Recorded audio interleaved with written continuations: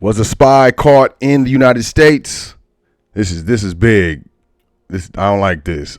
Big U.S. inflation revision risk. I was talking about this actually last week. And is AI calling your iPhone?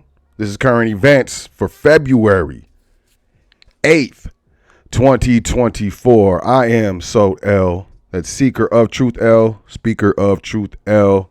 Appreciate you checking out this current event episode. Check out welcome to thefoundation.com. Sign up for the email list right here in the bottom right corner. You see it. You'll go to a page. It's going to say you got to check your email. That's not true. It's old news. Let's jump into this. NFL announcer Joe Buck predicts bad story will come out of Super Bowl. It won't stay in Vegas. So that's the bad news. Many look forward to the festivities to come during Super Bowl week and the game's first Las Vegas appearance, but one NFL announcer wants no part in participating in what Sin City has to offer. ESPN's Joe Buck, the veteran play-by-play voice for Monday Night Football, told an ESPN radio station in his hometown St. Louis that he has, quote, no desire, end quote, to be in Las Vegas this week before the Kansas City Chiefs take on the San Francisco 49ers. And it's certainly not because he thinks it's going to be a bad game. It's the bad that can happen before it for those attending. What is this man talking about? Quote, it's a lot of logistics. It's a lot of congestion. I'm not that way. I'm not looking for the Maxim party and going out all night. It's not just my thing. It's just not my thing. And then you combine that with Vegas. There's going to be some story. There's gonna be something that happens because it's Vegas, and it won't stay in Vegas. It's gonna be a big something that happens. I don't know what it is. I have no idea. I just think that is going to be a mess in my mind. Of course, Buck isn't sure exactly what the big something will be that he's referencing, but with tons of NFL players and others converging in Las Vegas, a city the league wanted to stay away from for years until recently, when the Raiders moved from Oakland, there are some skeptical about what might take place. For one, sports gambling has been embraced by the NFL and other professional sports leagues. Yeah, I don't know. I don't know if it's about sports betting. I don't know if this guy is talking about sports betting. Let's move forward. I don't like to speculate too much. CNBC. Average credit card balances jump. We'll keep it moving. DocuSign to lay off 6% of its workforce, or about 440 jobs. This is a continuing theme. We've been pointing out this continuing theme for years. It's going to continue in its theme. U.S. weekly jobless claims stay low despite high-profile layoff announcements. What? The number of Americans filing new claims for unemployment benefits fell slightly more than expected last week, pointing to underlying labor market strength despite a recent surge in announced layoffs, mostly in the technology industry.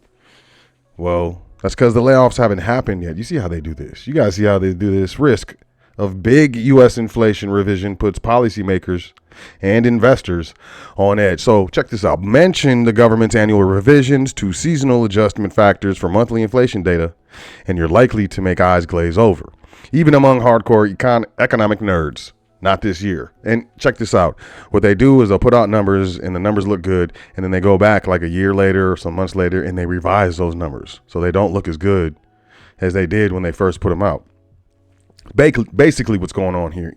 Economists on Wall Street and in Washington will be tuning in for this year's update due Friday morning. So that's tomorrow because of what happened a year ago. The revisions to Consumer Price Index, or the CPI, typically small and therefore ignored, were large enough to cast doubt on overall inflation progress. So they went back and they revised it. A year later, with Federal Reserve officials anxiously seeking more evidence, they've tamed price pressures before committing to interest rate cuts. The risk of another dramatic revision this week has put policymakers and investors on edge. Recall that a year ago, when it looked like inflation was coming down quickly, the annual update to the seasonal factors erased those gains. This is Christopher Waller, who's actually a Federal Reserve governor. So basically, say we put the numbers out, and then we revised the numbers, and the gains that we were claiming, the games that we were playing, were erased. It's as simple as that. Legendary investor Paul Tudor Jones says a debt bomb is about to go off in the United States. He says we're fast pouring consumption like crazy. This guy, the U.S. economy may seem like it's firing on all cylinders, but underneath the surface, a debt bomb could be on the verge of exploding, according to billionaire hedge fund manager Paul Tudor Jones. The esteemed investor said in an interview with CNBC that he couldn't deny the economy is strong, but that it was actually on steroids due to massive government spending and borrowing. We've got a 6% to 7% budget deficit. We're fast pouring consumption like crazy. Exactly. The Commerce Department reported last month that the U.S. economy grew 3.1% in 2023, a better than expected performance that surprised some doom-saying analysts. They might revise it. Who knows? There might be some sort of revision on that. At the same time, the U.S. deficit essentially doubled in 2023 to $1.7 trillion. Doubled. It doubled. So far this year, the national debt has surpassed $34 trillion, man. Equivalent to 123% of the U.S. total economic output. And that's set to grow even more. The Congressional Budget Office projected yesterday that the deficit could grow to $2.6 trillion, or about 6% of the U.S. GDP over the next 10 years. Yo, you're borrowing more money than you're making. How is this sustainable? And these are government numbers, man. So, do you believe those? Blackstone dives deeper into housing bet with $3.5 billion deal. So you will own nothing and you will be happy. I'm saying if you can get your hands on a single family home or something of that nature, just property in a good scenario, which probably doesn't exist in this interest environment, which I think is not on accident. But check this out. Blackstone Incorporated is betting some of the money from a record-breaking fund on rental housing, a corner of the real estate market it knows well. The company's $3.5 billion deal to buy Tricon Residential Incorporated, a Toronto-based landlord, will plunge the asset manager deeper, into a single-family rental industry. It helped create more than a decade ago. Oh, wow. The transaction signals that the undersupplied housing market remains an attractive target for investors as deal-making picks up. Blackstone famously led a charge of Wall Street firms buying houses in the aftermath of the U.S. foreclosure crisis, while the firm's initial effort ended in 2019 when it sold off its shares in Invitation Homes. It has continued to deploy capital in the industry. In 2020, the firm led a preferred equity investment in Tricon. The next year, it agreed to buy Home Partners of America, a single-family landlord that offers customers a path to home ownership through rent-to-own contracts. Now it's adding Tricon's 38,000 U.S. rental houses as well as apartment buildings in Toronto and land slated for development. Blackstone's $30 billion Blackstone Real Estate Partners X, which closed last year, has the largest real estate drawdown fund, and Blackstone Real Estate Income Trust are combining on the deal. The company agreed to pay $11.25 a share in cash for Tricon, according to the statement Friday. Tricon shares surged on the news, climbing, blah, blah, blah. That's a lot of real estate. That's a lot of real estate that's going to be held in corporate hands when most corporations are held in private hands that aren't going to get to the people's hands. Fake Biden robocall linked to Texas-based companies. New Hampshire Attorney General announces. CNN Business. Yo, listen, a robocall that used an AI voice resembling President Joe Biden's to advise. Hold on, what? A robocall that used AI voice? Oh, okay, yeah, all right, that makes sense. to advise New Hampshire voters against voting in the state's presidential primary has been linked to a pair of Texas-based telecommunications companies. The state attorneys general announced Tuesday that New Hampshire Attorney General John Famella, in a news conference on Tuesday, said the source of the calls were linked to two businesses, Life Corporation and Lingo Telecom. Formella, it might be Formea, identified Walter Monk as the owner of Life Corporation. Formella said the investigation is ongoing and suggested it involves additional entities other than Life Corporation and Lingo Telecom. He did not say who or what entity was ultimately behind the disinformation campaign and the creation of the AI audio. No charges have been filed, Formella said. Quote, "We have issued a cease and desist letter to Life Corporation that orders the company to immediately desist violating New Hampshire election laws. We have also opened a criminal investigation and we are taking the next steps in that investigation, sending document preservation notices and subpoenas to Life Corporation, Lingo Telecom, and any other individual or entity." Look, that's the thing. And here's what I'm gonna say, y'all. Y'all need a code word with your family, with your loved ones. Listen to what I'm saying. Just hear me out. You need a code word. And it needs to be a good code word, not unless some random like street sign or something like that. It needs to be a really good code word, or better yet, a passphrase, a phrase, multiple words that can, the baby bounces the blue ball. It should be, but better than that, because this artificial intelligence with regards to it's straight. It 100% imitates your voice. And there's going to be a lot of hacks, a lot of ransoms, a lot of, you're going to think that your family member is calling you in a panic, asking for money to be sent. But you need to have them say the passphrase, because it's going to sound like them. They have the technology. So y'all need a passphrase. Look, and there's companies doing this. This is on a corporate level, and it's nothing for an employee to get access to a language model and, pull it off, or just, have, access to it and give it to someone, or use that access to, do some of the most criminal things that you've never heard of yet. So I'm serious, y'all. Y'all need a passphrase. Y'all need a passphrase. And y'all need, should get the Foundation magazine. We on cyber security right now on the Foundation magazine, issue number 2. We just got it. We just got it today. I just got the notice. German bank braces for a wave of bad loans in the greatest real estate crisis since the financial crisis. It's not just the U.S. It's happening in China. It's happening in the European Union. It's happening here. It's definitely happening here. Accused Chinese spy, y'all, this is what y'all want to hear, right? Accused Chinese spy charged with stealing nuclear secrets from Malibu defense contractor. What? Man, a Chinese American, this is a movie, man. This is one of them Jason Bourne movies, man. Jason Statham's movies, man. You know what I'm saying? The transport. A Chinese American engineer will appear in a federal court. I guess he already did. On charges, he stole U.S. Department of Defense funded trade secret technologies that can detect nuclear missile launches and track ballistic and hypersonic weapons.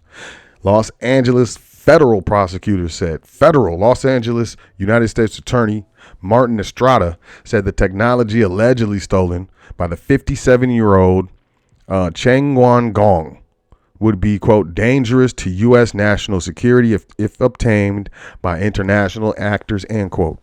According to the criminal complaint filed in Los Angeles, Gong transferred more than 3,600 files from an unnamed Malibu defense firm that is developing, quote, sophisticated infrared sensor technology intended for use in various space-based and military missions, man, end quote. The intelligence includes blueprints for high-tech missile detection systems designed with U.S. taxpayer funding that Gong allegedly moved to various hard drives, which were recovered at his Thousand Oaks home after an FBI raid last May. So this has been going down. The stolen intel was worth hundreds of millions of dollars. The company told the FBI Gong was arrested just days before he planned to travel to China to celebrate the Lunar New Year. According to the complaint, one of the multiple trips he took to meet with members of the Chinese Communist Party to discuss its so-called Thousand Talents Plan, an espionage operation that the FBI calls a dire threat to American safety and prosperity. This is something serious. Just last week, FBI Director Christopher Wray testified in front of Congress, man, about what he called, quote, China's multi-pronged assault on our national and economic security, end quote, calling it, quote, the defining threat of our generation, end quote, that is perpetuated by bad actors who infiltrate U.S. companies to steal military trade secrets that help China in its ongoing intellectual property Cold War. During his long career in the California defense sector, prosecutors say Gong, long career. Gong was allegedly one of those bad actors who repeatedly traveled to China where he, quote, touted that his proposals would be useful to China's military, end quote. In an email translated from Mandarin, prosecutors say Gong remarked that he, quote, took a risk, end quote, in 2019 by traveling to China because he, quote, worked for an American military industry company, end quote. But he took the chance because he, quote, thought he could do something to contribute to China's high-end military integrated circuits, end quote. Man. This is, and I guess, I kind of looked into this. Oh, wait. Wray warned Congress that very types of spies are accelerating China's plan to wreak havoc and cause harm to American citizens and communities. So from what I understand, this guy, he's been here for a while. He got U.S. citizenship in like 2009 or 2011, or I don't know, man. Don't ask me. Don't talk to me. Don't ask me no questions.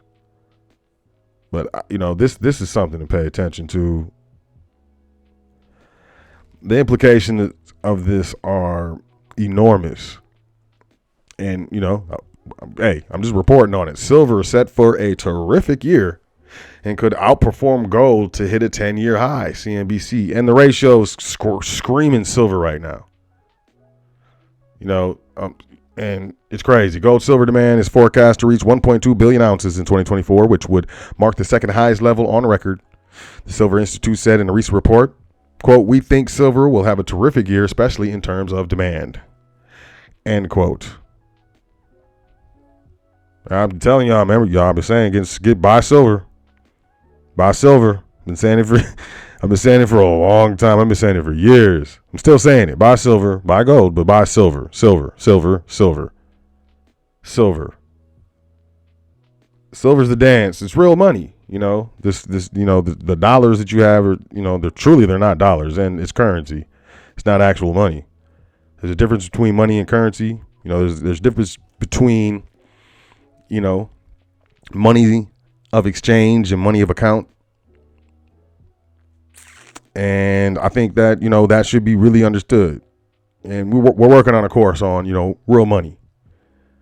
And, it's going to be luxurious. Make sure you sign up for the email list. Welcome to thefoundation.com. At the very least, like the video too. I mean, I guess, whatever, you can do your dance. We have the private side of Welcome to the Foundation. Get your own private membership, get your own membership area, you do your dance, everything and more that you need is back there. Especially this silver tier trustee training. The most affordable, well, it's not, I guess it's not anymore. It's one of the most affordable trustee trainings we've ever offered here at the foundation. I will say that this won't stay here, for long. It's not going to, hey, it's going to continue to increase because as we continue to increase in this movement, we understand that what we know isn't widely known. Therefore, it has, hey, it may not be for everyone. But, if you're interested in learning how to administer trusts, private trusts, of course, contract entities, check it out. Link in the description. How to start a business, I would definitely recommend this. There's more layoffs coming. Please believe me. Layoffs are not going anywhere. It's $20. It's very affordable. It's probably too affordable. So, we're going to have a board of trustee meetings with regards to that. We have the Foundation Magazine. We are currently on the cybersecurity issues. We're on volume 2. We just got it. Just got a notification. It's done. It's finished. We have the digital edition. We have the print edition. You see the mouse, blah, blah, blah, with the hand over here, and then blah, blah over here. You can do them both if you want. Print edition is luxurious. Appreciate you checking out the show. Y'all have a great day. Appreciate you checking out the current events as well. The show's getting some good numbers, so thank y'all. I appreciate y'all. Hey, you know what it is. Have a great day. Enjoy yourself. Take care of yourself. Make sure you say 10 things that you're thankful for before you go to sleep tonight and every night. It's very important. And I'll catch y'all tomorrow on current events. Peace.